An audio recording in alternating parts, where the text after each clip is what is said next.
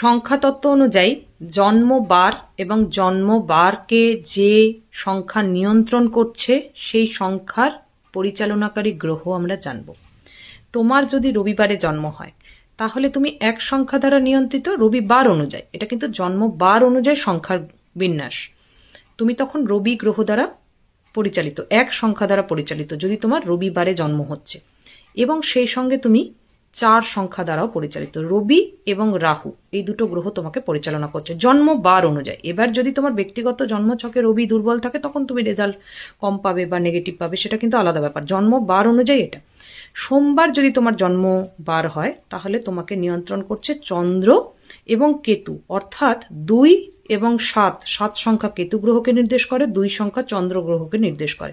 চন্দ্র এবং কেতু দ্বারা তুমি পরিচালিত। এবার যদি চন্দ্র এবং কেতুর পজিটিভ পাওয়ারগুলো লাইফে টানতে পারো সোমবার জন্মবার অনুযায়ী, তাহলে কিন্তু তুমি ফিনান্স, হেলথ, রিলেশনশিপ সব দিকে তুমি একটা ভালো রেজাল্ট পেতে পারো। এই জন্য এই জিনিসগুলো বোঝার খুব দরকার আছে। তোমার যদি বুধবার জন্ম হচ্ছে, রবি সোম তারপরে আসছে মঙ্গলবার, তোমার যদি মঙ্গলবার জন্ম হচ্ছে তাহলে তুমি 9 সংখ্যা দ্বারা পরিচালিত, ঠিক আছে। তোমার যদি বুধবার জন্ম হচ্ছে তুমি 5 সংখ্যা দ্বারা পরিচালিত। তোমার যদি বৃহস্পতিবার জন্ম হচ্ছে তাহলে তুমি 3 সংখ্যা দ্বারা পরিচালিত। তোমার পরিচালনাকারী সংখ্যা কি জীবনে 3। এটা তুমি যে কোনো ক্ষেত্রে লাকি নাম্বার হিসেবে চুজ করতে পারো, রিপিটেড নাম্বারেও লাকি নাম্বার চুজ করতে পারো। তুমি 333 রাখতে পারো ফোন নাম্বারের মধ্যে।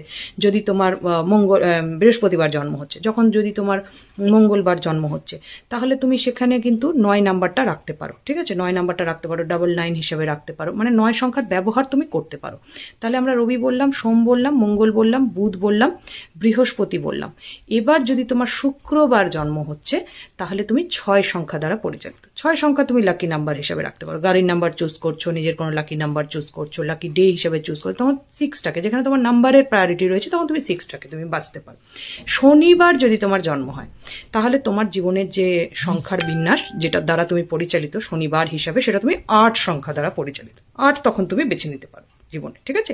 তাহলে জন্মবার অনুযায়ী যে সংখ্যা, সেই সংখ্যা আমরা জীবনে লাকি নাম্বার হিসাবে বাঁচতে পারি। যেমন কোনো শুভ কাজে বেরোচ্ছে, আমরা বাঁ হাতে বারবার লিখে নিলাম নাম্বারটা, বা চ্যান্ট করলাম, বা আমরা সেই সংখ্যার একটার উপর পেন্ডেন্ট বানিয়ে পড়ে থাকলাম, বা পরীক্ষায় কোনো কাজ আছে সেখানে আমরা খাতার উপরে লিখলাম। তো এইভাবে আমরা বারবার সংখ্যার ব্যবহার করে জন্মবারের যে শুভ ফল সেটাকে অ্যাক্টিভ করতে পারি।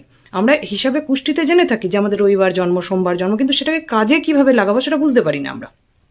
সুতরাং বার অনুযায়ী যে সংখ্যা সেটাকে যদি আমরা বারবার লিখি, যদি কোনো লাকি ক্ষেত্রে ওটাকে চুজও করি বা বারবার লিখি, গ্রিন কালি দিয়ে খাতার পেছনে লিখি, তাহলে ওটা অ্যাক্টিভ হয়, মানে জন্মবারের যে রেজাল্ট সেটা তোমার অ্যাক্টিভ হতে থাকে। সুতরাং জীবনে জানতে হবে যে ইউজটা কিভাবে করবো। সংখ্যাতত্ত্ব শাস্ত্র রয়েছে, জ্যোতিষশাস্ত্র রয়েছে, তার ব্যবহারটা কিভাবে করব।